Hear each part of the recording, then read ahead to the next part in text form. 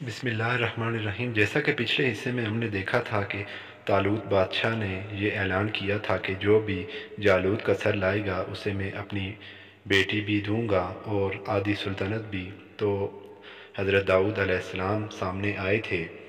حضرت داؤد علیہ السلام کے بھائی کہنے لگے طالوت بادشاہ سے کہ چونکہ داؤد کبھی کسی جنگ میں شریک نہیں ہوا اور نہ ہی اس نے کبھی کوئی لڑائی دیکھی ہے، اس لیے جالوت سے ہم لڑیں گے اور اسے مار گرائیں گے۔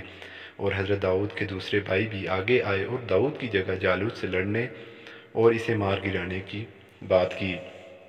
تب بادشاہ طالوت نے انہیں وہ زیرہ دی جو حضرت شموئیل نے انہیں دی تھی، اور یہ زیرہ جس کے بدن پر موافق آئے گی اس کے ہاتھ سے جالوت مارا جائے گا اور وہی جنگ کو فتح کرے گا، اور اللہ تعالیٰ اسے بنی اسرائیل کی بادشاہت عطا کرے گا۔ اور دوسری روایت میں بیان ہوا ہے کہ طالوت نے خواب میں دیکھا تھا کہ یہ زیرہ جس کے بدن پر پوری آئے گی وہی جالوت پلید کو مارے گا اور بادشاہ ہوگا۔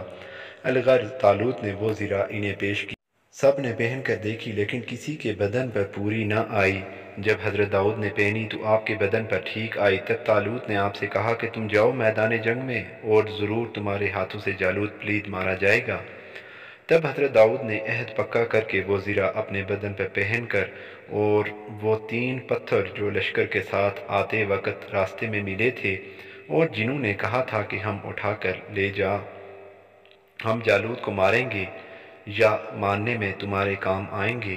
اور مروی ہے کہ یہ 3 پتھر ان پتھروں میں سے ہیں جن سے اللہ تعالیٰ نے قوم لوط کو ہلاک کیا تھا۔ القصہ: حضرت داؤد تیاری کر کے میدان جنگ میں جالوت کے سامنے گئے۔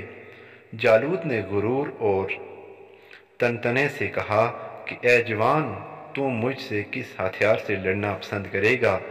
حضرت داؤد نے مٹی کھول کر پتھر دکھاتے ہوئے کہا، اے جالوت، میں تیرے ساتھ ان پتھروں سے لڑوں گا۔ اللہ نے چاہا تو ان پتھروں سے تیرا سر توڑ کر تجھے ہلاک کر دے گا۔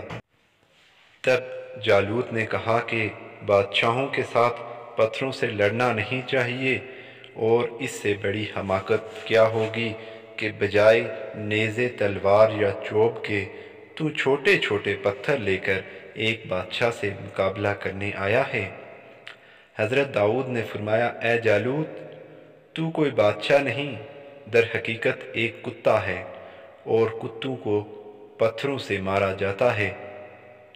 تب جالوت نے غرور سے کہا، اے جوان، تو چلا جا، ناحق مارا جائے گا۔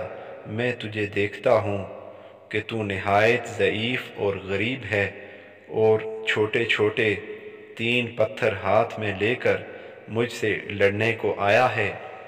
حضرت داؤد علیہ السلام نے فرمایا، بھلے تجھے اپنی طاقت اور قوت پر غرور ہے، لیکن یاد رکھ میں خدا کے حکم سے لڑنے کو آیا ہوں جو صاحب قوت اور بزرگ و برتر ہے، اور یہ کہہ کر اس نے مجھے طاقت عطا کی ہے کہ تجھے اور تیرے لشکر کو ان پتھروں سے مار ڈالوں۔ یہ کہہ کر ایک پتھر اس کے سر پر مارا جس سے مردود کی کھوپڑی کھل گئی اور جہنم واصل ہوا، اور باقی دونوں پتھر اس کے لشکر پر مارے۔ ایک پتھر داہنی طرف والے لشکر پر مارا اور دوسرا بائیں طرف والے لشکر پر مارا، اور پورا لشکر ہلاک ہو گیا۔ اور دوسری روایت میں لکھا ہے کہ پتھر کو فلاخن میں رکھ کر مارا جو سیدھا جالوت مردود کے سینے پر پڑا، جس سے وہ مردود گرا اور جہنم واصل ہوا، اور پتھر کے 2 ٹکڑے ہو کر ایک ٹکڑا لشکر کی داہنی طرف گرا اور سب کو جہنم رسید کیا، اور دوسرا ٹکڑا لشکر کے بیچ میں گرا اور سب درہم برہم ہو کر بھاگے، اور اس بھاگ دوڑ میں کئی ایک جہنم رسید ہوئے اور باقی میدان چھوڑ کر بھاگے۔ چنانچہ ارشاد ہوا، پس شکست دی بنی اسرائیل نے قوم جالوت کو اللہ کے حکم سے اور مار ڈالا داؤد نے جالوت کو۔ تب طالوت نے حضرت داؤد سے کہا کہ ماشاءاللہ تمہاری بڑی قوت ہے، اور تم نے اکیلے جالوت کو اس کے پورے لشکر سمیت مار ڈالا، اور مجھ کو کیا طاقت تھی کہ میں اس کا مقابلہ کرتا اور اسے مار ڈالتا۔ اور تفسیر میں لکھا ہے کہ جب طالوت جنگ پر جانے لگا تو حضرت داؤد کے باپ نے بھی اپنے بیٹوں کو جنگ پر بھیجنے کی خواہش ظاہر کی۔ تب حضرت شمول نے ان سے کہا کہ مجھے اپنے بیٹے دکھاؤ۔ تب داؤد کے باپ نے ان کے 6 بھائیوں کو دکھلایا جو قد آور تھے، اور داؤد کو نہ دکھلایا کہ یہ کمزور اور ذرا چھوٹے قد کے تھے اور بھیڑ بکریاں چرایا کرتے تھے۔ تب حضرت شمول نے انہیں وہ زرہ دی جس نے پہن کر دیکھی کسی کے بدن پر پوری نہ آئی۔ تب داؤد کے باپ سے پوچھا کہ تمہارا کوئی اور بیٹا بھی ہے؟ انہوں نے کہا ہے، لیکن وہ کمزور اور چھوٹے قد کا ہے اور کبھی جنگ میں شریک نہ ہوا، نہ کبھی لڑائی دیکھی ہے۔ حضرت نے فرمایا آپ اس کو بلایا اور زرہ پہنا کر دیکھی تو ٹھیک آئی، اور پوچھا تم جالوت کا مقابلہ کر کے اسے مارو گے؟ داؤد نے جواب دیا کہ وہ ضرور ایسا کریں گے۔ تب آپ کو پتھر دیا، اسے جالوت کو مارنا تو ضرور جہنم رسید ہوگا۔ چنانچہ جب مقابلہ ہوا تو حضرت داؤد نے پتھر فلاخن میں رکھ کر مارا۔ جالوت مکمل لوہے کی زرہ زیب تن کیے ہوئے تھا۔ وہ پتھر اس زرہ کو چیرتا ہوا اس مردود کے جسم سے پار ہوا، جس سے جالوت جہنم واصل ہوا، اور پتھر لشکر میں جا کر گرا، جس سے بھگدڑ مچ گئی اور بہت سے لوگ جہنم رسید ہوئے اور باقی میدان چھوڑ کر بھاگ گئے، اور بنی اسرائیل کو اللہ تعالی نے فتح دی۔ روایت ہے کہ جب طالوت نے جالوت سے لڑائی پر فتح پائی تو بنی اسرائیل نے اس سے کہا کہ تم نے جو وعدہ کیا تھا کہ جالوت کو جو مارے گا اس کو آدھی سلطنت اور اپنی بیٹی بیاہ دوں گا، پس اب اپنا وعدہ پورا کرو اور اپنی آدھی سلطنت داؤد کے نام کرو اور اپنی بیٹی بھی اس سے بیاہ دو۔ طالوت نے کہا نہیں، میں ایسا نہیں کر سکتا، میری بیٹی خوبصورت ہے اور داؤد کا رنگ زرد اور سانولا ہے اور قد کاٹھ اور جسمانی طور پر بھی قبول صورت ہی ہے، پس میں اسے اپنی بیٹی نہ دوں گا۔ ادھر جب حضرت داؤد علیہ السلام کو اس بات کی خبر ہوئی کہ طالوت ایسا کہتا ہے تو آپ نے بھی انکار کر دیا کہ اگر اسے منظور نہیں اور وہ ایسا کہتا ہے تو میں بیاہ نہیں کروں گا۔ مروی ہے کہ طالوت نے آخر حضرت داؤد سے اپنی بیٹی کو بیاہ دیا اور آدھی سلطنت ان کے نام کر دی، اور ایک دوسری روایت میں ہے کہ بیٹی سے بیاہ نہ کیا بلکہ صرف آدھی سلطنت دی۔ پھر جب طالوت مارا گیا تو حضرت داؤد نے اس کی بیٹی سے نکاح کیا اور ساری سلطنت پر حاصل کی اور عدل و انصاف سے بادشاہی کرتے رہے۔